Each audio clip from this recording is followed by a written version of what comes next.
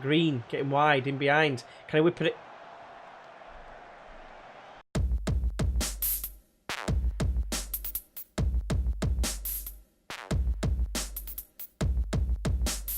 Hey everyone, and welcome to episode 19 of Turmoil at Tranmere with me, GWFM. First of all, apologies, you might have seen something down here. You can't see it for the leave a like thing at the minute, but there was a wash basket there and I didn't even realise it was there. So apologies on the last episode for that. Secondly, thank you as always for the support and the suggestions regarding the quiz questions and how you want to do. Like I said, I am recording in advance, so I'm going to do another quiz question of the day. And the question for today is an entirety of the first season, i.e. the Vanarama National League. Who were the only team to do the double overs? Let us know in the comments below. But anyway, the last time you joined us, it was the cup game against Derby County, and it was not an emphatic victory. We were beaten 1-0 in extra time. It was a very pleasing victory, and our reward was a tie against Brighton, who did get relegated last season from the Premier League, so it's going to be a tough test. Basically, it might as well be a Premier League side, but they're in the Championship, so that's who we've got. Let's have a look how we've been getting on. So yeah, when you joined us last time, it was, as I said, the Derby game where we beat them. We followed out with a disappointing 1-0 defeat against Plymouth. We huffed and puffed without getting any reward from it. Went close once or twice, but it was a pretty even game, probably shaded by Plymouth, and probably justified result. We then had a game against Shrewsbury, League One Shrewsbury, I might add, and we absolutely destroyed them. A little bit nervy just after half-time when they got pulled one back. We were 2-0 up at half-time. Like I said, they got the goal back to make it a bit nervy. But fortunately, Devine Green pulled another goal out of his dick hole, considering he's got 6 finishing, to make it 3-1. And then, like I said, it was very much deserved. I think they had 4 chances to like 17, so that was very pleasing indeed. What wasn't pleasing was drawing 1-1 with Yeovil, albeit we were losing, so I was very pleased to come back into it. Yeovil, obviously a team that at one point was in the Championship, so a pleasing result, I think, on the whole, against them. And again, Bristol Rovers, one of the teams I think probably one of the favourites to go up. They're currently, I think, the 5th or something like that. We're 4th. We'll get onto the table shortly. We went 1-0 up with 30 minutes to go. I was hoping to hold on to that lead. We've literally just changed the tactics from passing to space to retain possession. But before it could even do that change, they got an equaliser. And it was a bit of a howler from Devante Jacobs. Got the ball, just stood there like this. They robbed him and passed it straight through to the attacker, and then he scored. So a bit of a pain, and it wasn't as though he was far up the field. It was literally about 30 yards out from our own goal. So that was disappointing. But today, well, first of all, I'll show you the competitions, i.e. the league table. We've dropped to 4th. We haven't won in 3 games in the league, but we're still, fortunately, like I say, in 4th position. Obviously, it's top 3 that go up, and obviously the 4th to 7th are in the Champions League, in the playoffs. If it was a Champions League, it'd be awesome. And as I said, it's Bristol Rovers that we drew with. They were in the last game in the position below us, so at least we've stopped them from leapfrogging us. So we're not doing too bad in the league. A couple of bits of information for you. Clegg we had a bid for Clegg from Sheffield United. We had 2, but the last one that they did, it was just before the transfer window shut. They offered basically a combination of £400,000. I did actually have it set, his transfer, the amount I want, 10 million. I know I'm not going to get 10 million. I think if it had got like 4 million as opposed to 400,000, then I might have taken it, because he's probably our best defender at the moment, surprisingly. Him and the Hound, of course. Other bit of news is, I mentioned on the last episode about Luke Murphy. He actually rejected to come to us. I'm not surprised, to be fair. It's dropping down 2 divisions when he's been playing in the Championship for the last, well, God knows how long. One little bit of news, nice little bit of news actually, if I can find it. It's a One League Manager of the Month. I think it's actually the very first Manager of the Month, I believe. I don't think I won it at all last season. I think I finished 2nd a couple of times. Speaking of which, we've got 2 third places in terms of young player, in terms of the Hound winning that, and Craig coming 3rd. Despite having exactly the same average rating and amount of goals as the other 2, he finished 3rd. Yeah, okay then, whatever. But yeah, that's very nice to see. We've got a little bit of recognition for how well we've been doing. I'm just going to show you the finances. Last time out, we were in the black. We've dropped 70 grand since, and we're back in the red. However, I'm putting that down to the fact that we've only had 1 home game so far this month, compared to 3 in the last month. Today's game is at home, so hopefully that will balance that out somewhat. And just on another note, looking at the projection compared to last season, it was like a downhill, something that a downhill biker would be proud of going down. But now it's going uphill, which is very, very handy. I'm not entirely sure why it's so high. must just be just a general like gate receipts and whatever else. But the projection is really pleasing. After in like 3 years' time, we'll have nearly 5 million in the bank if we stay as we are. So that's very, very pleasing. By the end of this season, we'll have 1.2 million in the bank. Maybe we can start to think about, some improvements to our youth facilities, etc. So that'd be very pleasing, wouldn't it?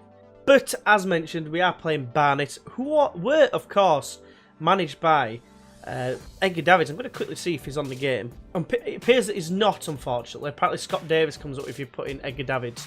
But yeah, I'm surprised at that because he did manage Barnet once upon a time. Currently they've got Rossi Ames. Not a bad manager, to be fair. Good at working with youngsters. But yes, it's going to be an interesting game, especially if we have a look at Richard Brindley, their key man. And yeah, right back. Not the best at tackling, but otherwise pretty decent, to be fair. But let's have a look at today's lineups.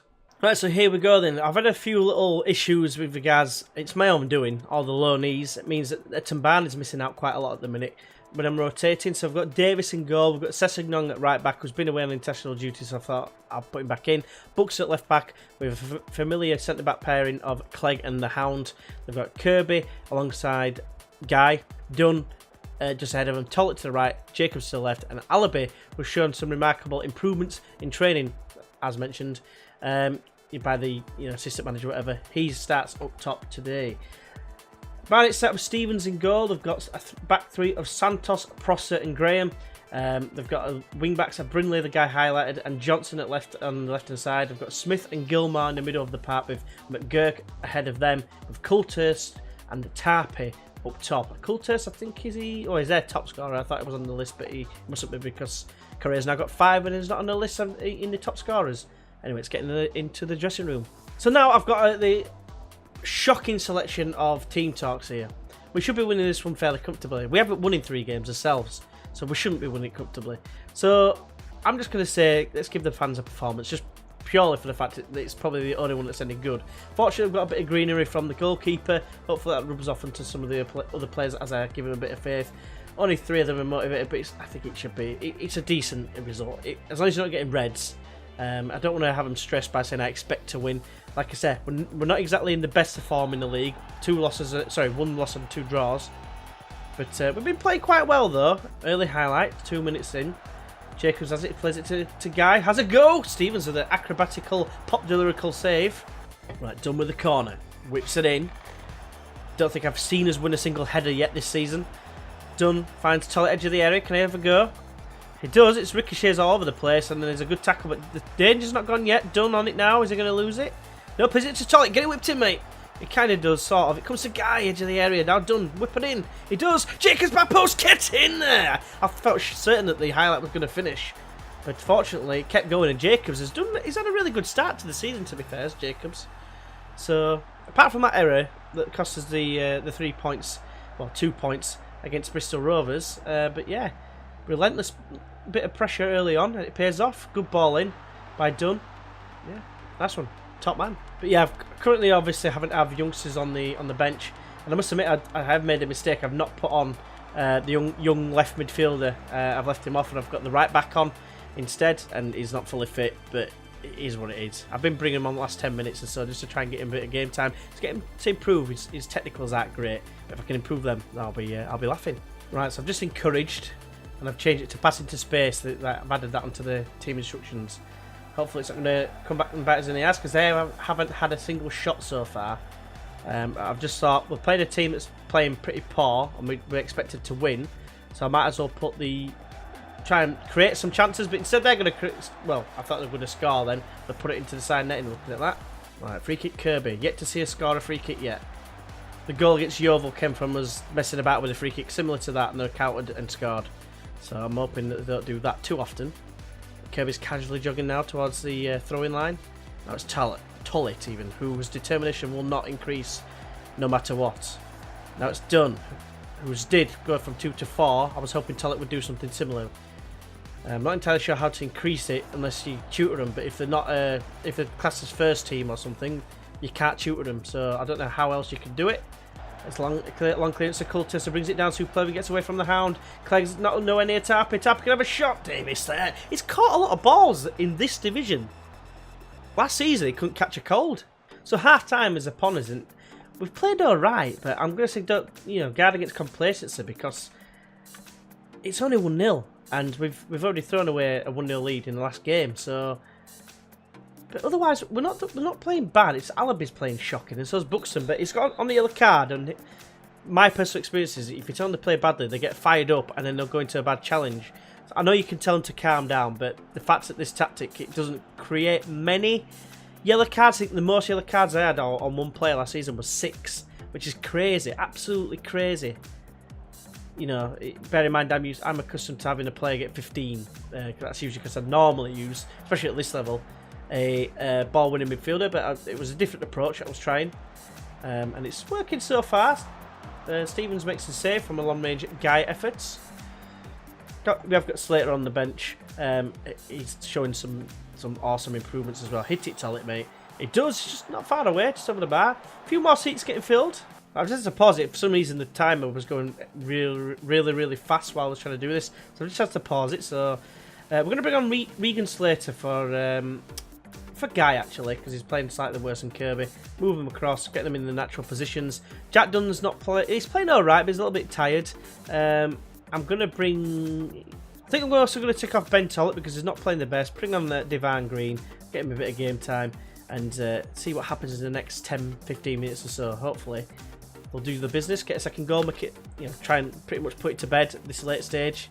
Right, I've just realised I've got the headset on. I don't need it on at this point. Apologies. Here's Green though. Has a shot, turns and shoots. Stevens makes a little bit of a meal of the save, but we're not going to be bothered too much.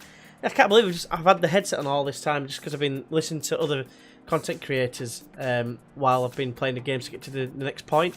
So, I can't believe that. Right, so we're just about to make a change. So I'm going to see how this plays out. It will determine what change I do make.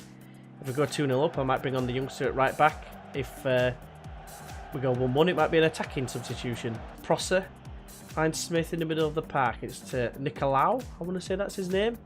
I think I've nailed that one, but Akinde, he's nailed the pass to Akinde, who crosses in tap, he scores off the post.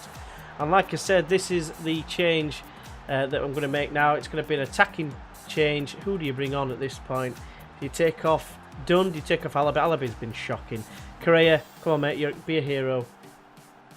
So I'm going to be passionate, and I'm going to say I'm looking for you for the difference. Confirm the talk, and then get encouraged, son. Disappointing to go 1-1. I hope they don't go on and win it. I mean, they don't deserve it at all in terms of chances. I'm saying maybe they do. They've had 2 half chances and a clear-cut opportunity. Maybe it's taking off the headphones. Maybe they need to put them back on for that bit of luck. Eddie Johnson, remember him? Eddie Johnson! Oh no, the 2-1. 2-1 down. This is appalling. Show some chuffing passion, lads. Gary Clegg, you having a mare? 6.1.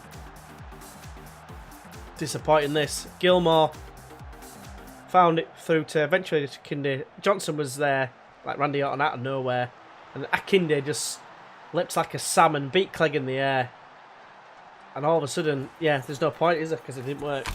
Right, 5 minutes to go. Come on, boys. Get an equaliser at least. But first loss I've had in a while. On the live com, that is. Dunn chips it across. Prosser's there. We've got a back 3 against our 1. It's always going to be hard to break them down. But I still fancied them. Green, getting wide, in behind. Can I whip it?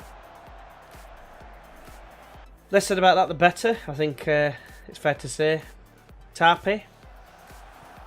Can I whip it in to kill us off? There's literally 40 seconds left. Come on, boys. We don't deserve this at all. Like I said, maybe we do, but just based on how clear-cut and half chances and whatever. But we've had a lot of ball. We've had a lot more of the shots. And I just think it's harsh if we lose this game. It's a home game as well. You want to win in front of your home fans, don't you? To get the gate receipts up. But it's a bit of a shame. This Barnet are not a good side neither. We were expected to win these. They'll be getting the first bollocking for a long time. Yeah, it's definitely going to be getting a bollocking. So Gary Clegg, what a mare you've had. Really disappointed in Gary Clegg. He's been our best player so far. So I'm going to be aggressive, and I'm going to say that wasn't good enough because it wasn't. It actually wasn't. I mean, Gary Clegg, disappointing, to say the least. But it is what it is. These things happen. Yeah, it is a massive shame, but like I say, it is what it is.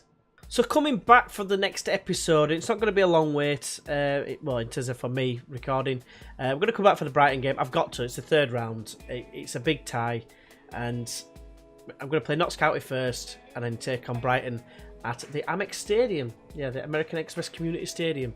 So yeah, hopefully you can join us for that. So massive kick in the teeth there. I feel a little bit deflated there. We're on a 4 match not winning streak, if that even makes sense. Bit of a wake up call really in this league. I knew it was going to be harder. I just didn't expect to lose to Barnet at home. Honest with you, with the way we've been performing, but maybe we've got a little bit cocky, especially after beating the likes of Derby and Shrewsbury and of course Hull. But yeah, hopefully we can turn it round against Notts County, then bring that form into Brighton. Hopefully, fingers crossed. But yeah, hopefully I've enjoyed this video, and hopefully, like I say, you can join us for the Brighton game away from home at the Amex Stadium. But until then, I'll see you then. Bye bye.